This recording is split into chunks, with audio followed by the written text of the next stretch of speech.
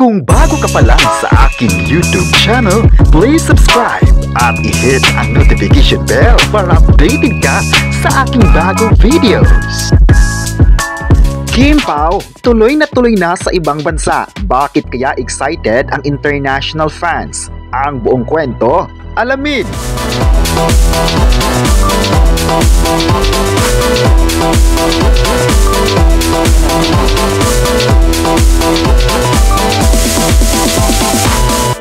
Ngayong araw ng August 26, 2025 ay mainit na pinag-usapan ng mga kapamilya artist na bumiyahe na ng United Kingdom para sa gaganaping ASAP Natin To, England. Ang mga kapamilya stars ay magpe-perform sa BP Pulse ngayong August 30 at inaasahan na ang pagdagsa ng mga taga-suporta. Isa nga sa inaabangan ng lahat ay ang pagpunta ng sikat na tambalan ngayon ng bansa, ang Kim Pao, na todo na ang paghahanda para maibigay ang best sa nasabing event. Sa social media post nga ni Kim Chiu ay ipinost ito na masaya siyang bumiyahe sa ibang bansa. Kasama sa naturang post sina Donnie Pangilinan at ang kakapirma lang na kapamilya actor at host na si Ruby Domingo. Makikita nga na masaya ang lahat para sa ASAP Natin To England dahil grabe talaga ang kanilang preparation sa Pinas pa lang.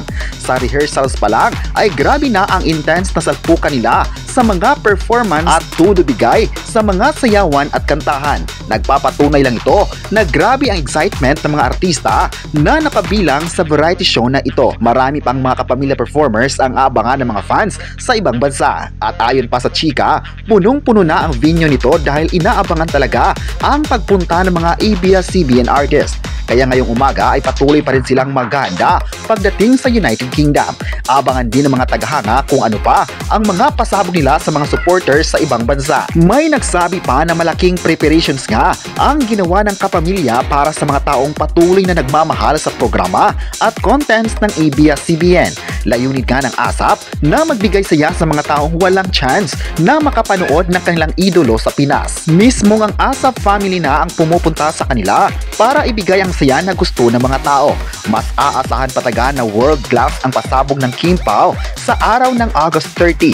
Balita din ngayon na may gagawing kilig performance ang dalawang sikat na love team ngayon. Tulad din noon na marami sa mga fans abroad ang nagsabing nagustuhan nila ang presence ng Kim Pao sa entablado. Kaya this time, ano pa kaya ang gagawing pasabog ng dalawa na ikakagulat ng lahat? Well, alam naman ng lahat kung gaano kagaling ang dalawa sa mga ginagawang performance, kaya abang-abang na lang tayo mga kapresko.